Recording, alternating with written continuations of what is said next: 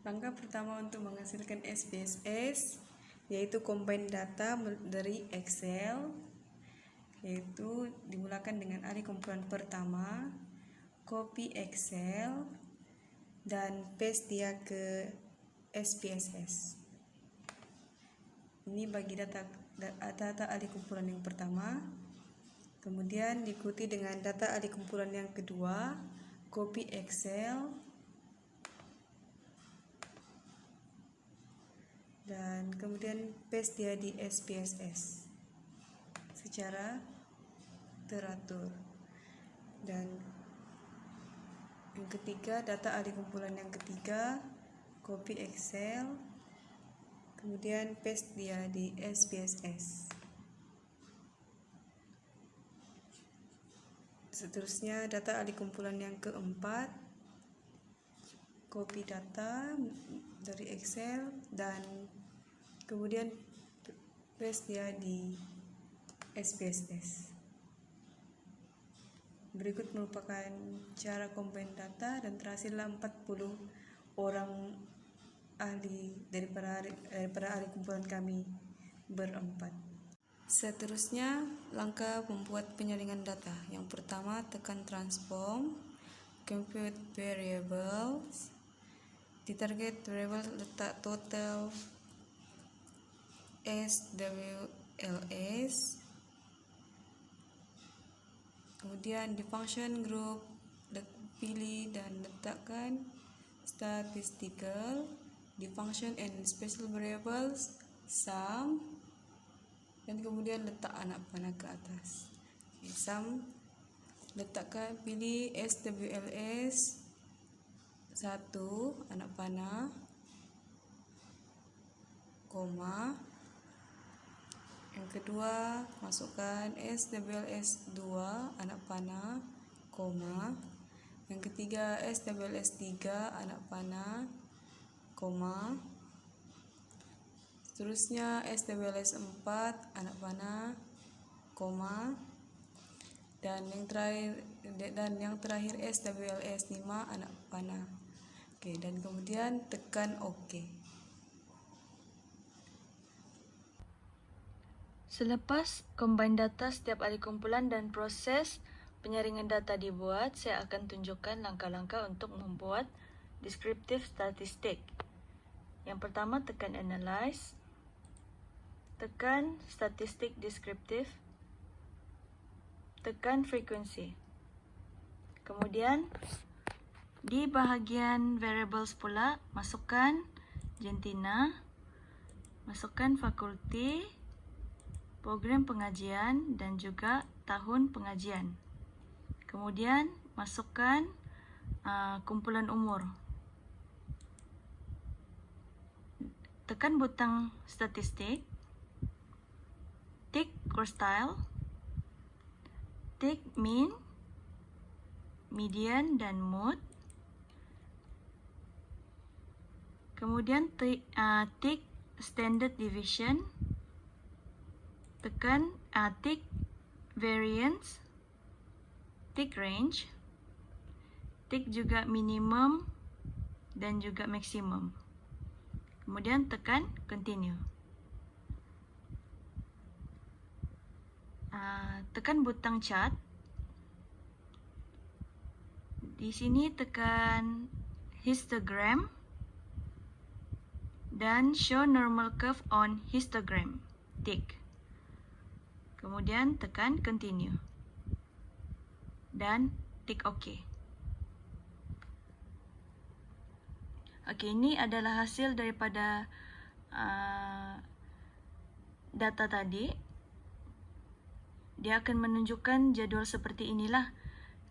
Macam statistik tadi, dia ada kategori dia, jantina, fakulti, program pengajian, tahun pengajian dan umur.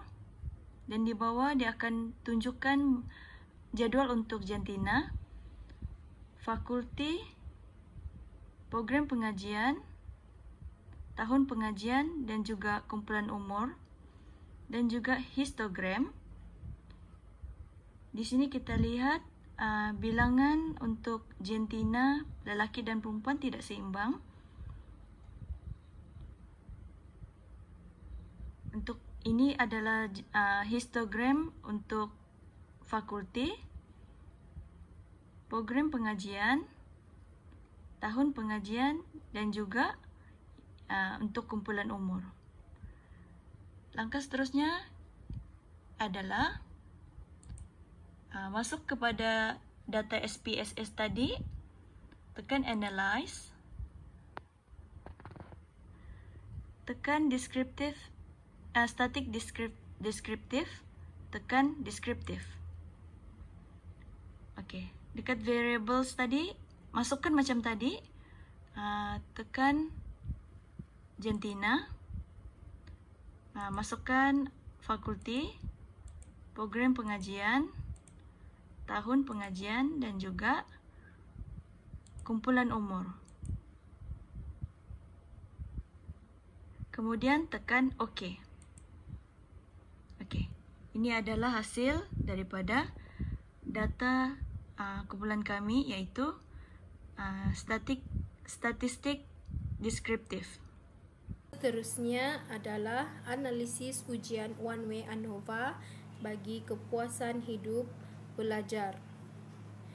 Persoalan kajian, adakah terdapat perbezaan kepuasan hidup pelajar berdasarkan 3 kumpulan umur yang berbeza? Jadi, untuk mendapatkan maklumat, kita pergi kepada Compare Means dan pilih One Way ANOVA. Di sini ada dependent list dan factor. Untuk dependent list, kita akan meletakkan pemboleh ubah terikat, iaitu kepuasan hidup pelajar.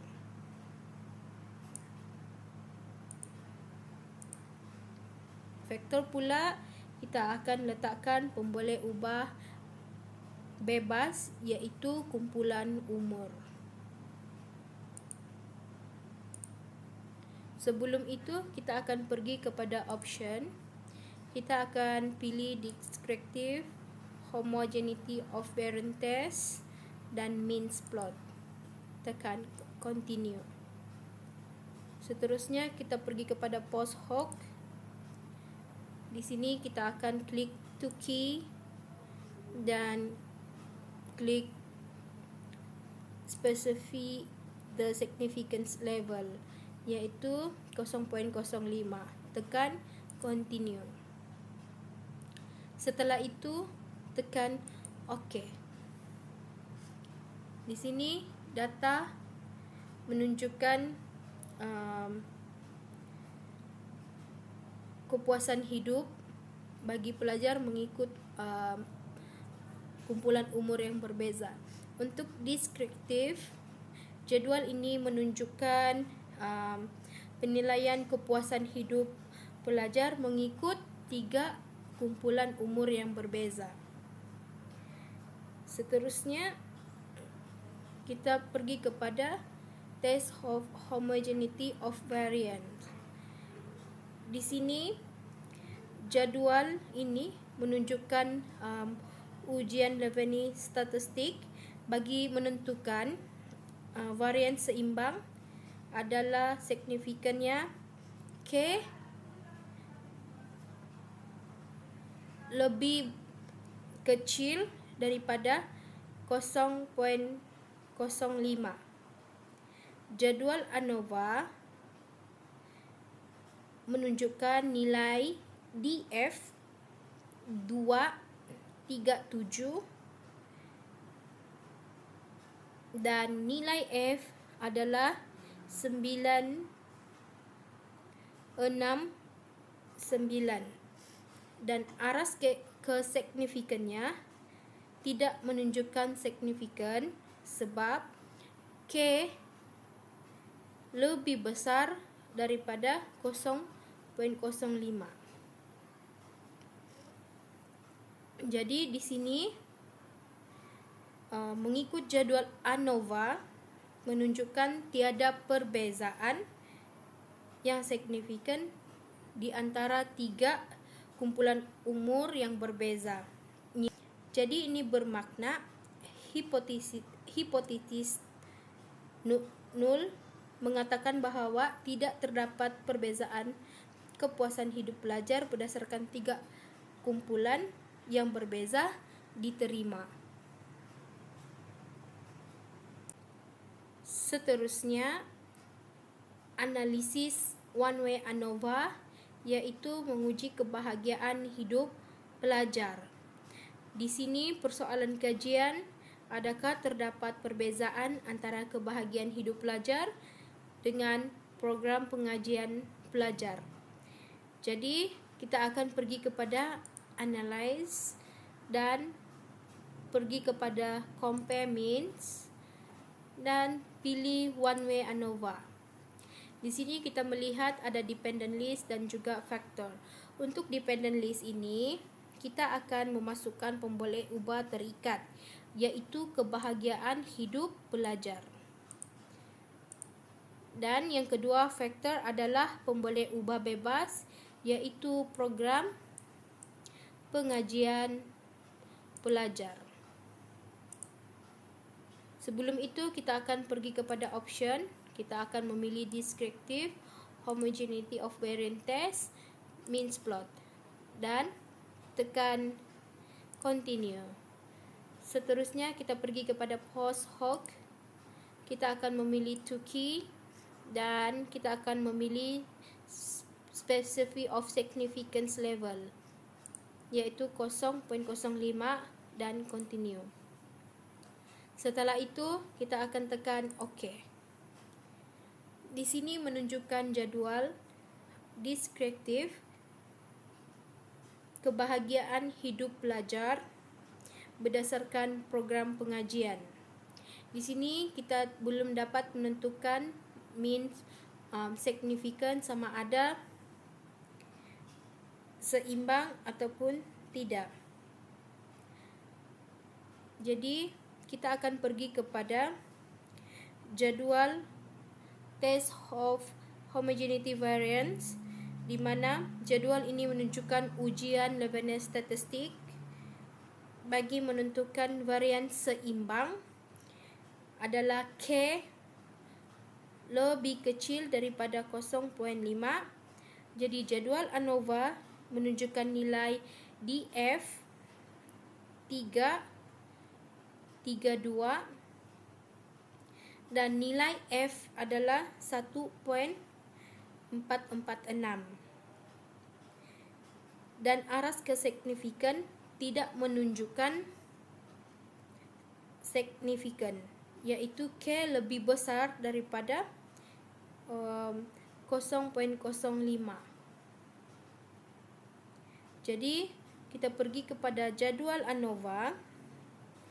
Jadual ANOVA ini menunjukkan tiada perbezaan signifikan terhadap program pengajian dengan nilai F 7.32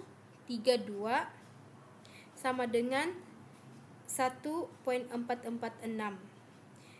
Jadi tahap kebahagiaan pelajar dengan program pengajian adalah sama antara satu sama lain. Analisis one-way ANOVA bagi penilaian hidup pelajar. Persoalan kajian, adakah terdapat perbezaan penilaian hidup pelajar mengikut tahun pengajian? Jadi, langkah pertama, mari pergi kepada analyze dan pilih compare means dan klik one-way ANOVA. Di sini ada dependent list dan juga factor. Untuk dependent list adalah pemboleh ubah terikat, iaitu penilaian hidup pelajar.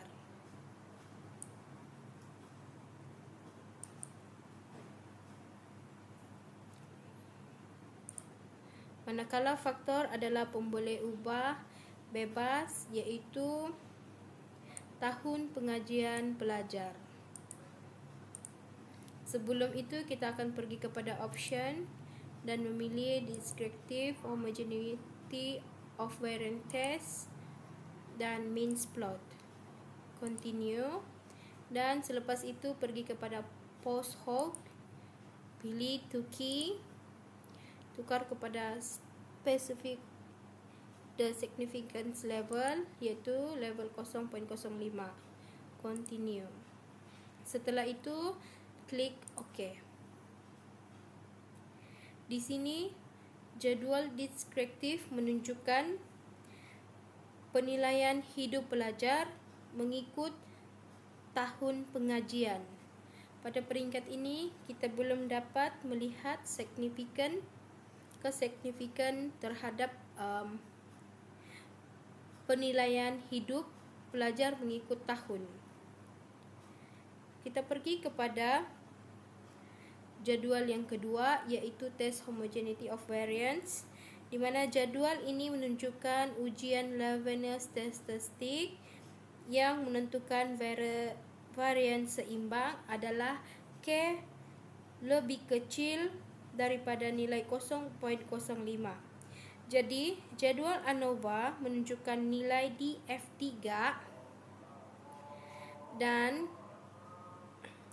36.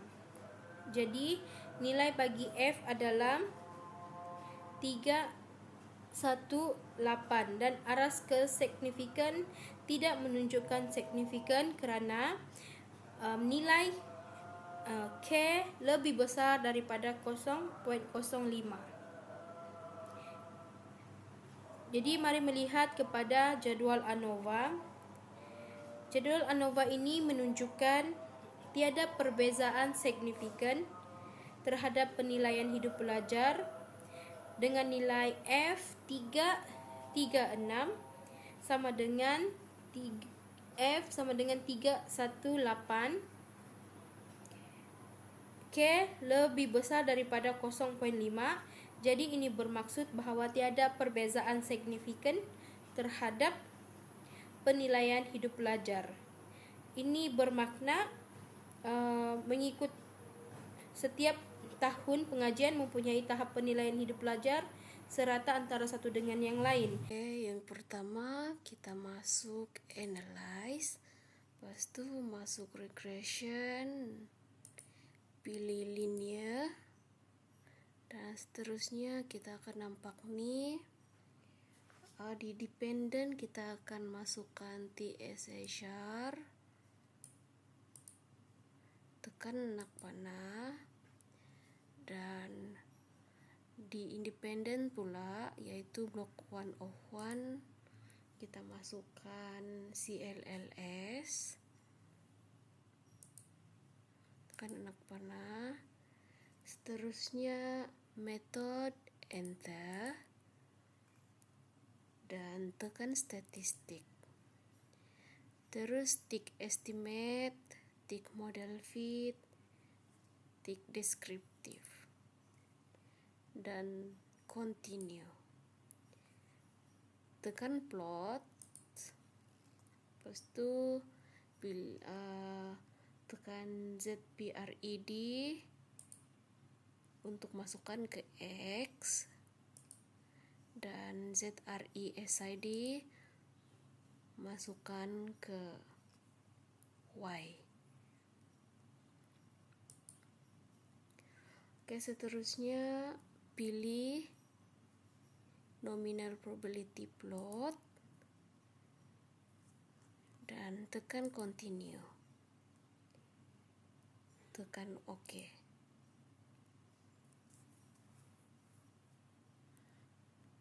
Oke, inilah hasilnya, hasil bacaan data dia, yang mana bacaan p-plot dia normal p-plot di sini ialah menunjukkan taburan yang normal, manakala scatter plot tidak terdapat hubungan antara residual dengan nilai yang diamalkan dan memenuhi linearity.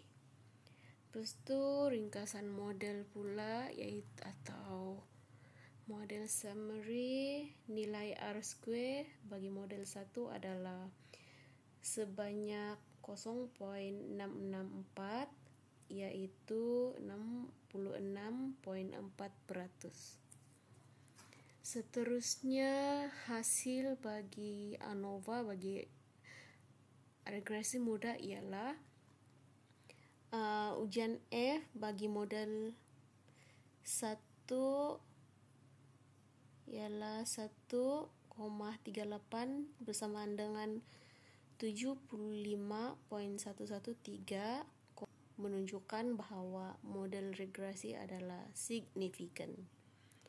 Manakala jadwal pekali atau koefisien pula menunjukkan hubungan positif antara kedua-dua pemboleh ubah. Sekian, itu sahaja.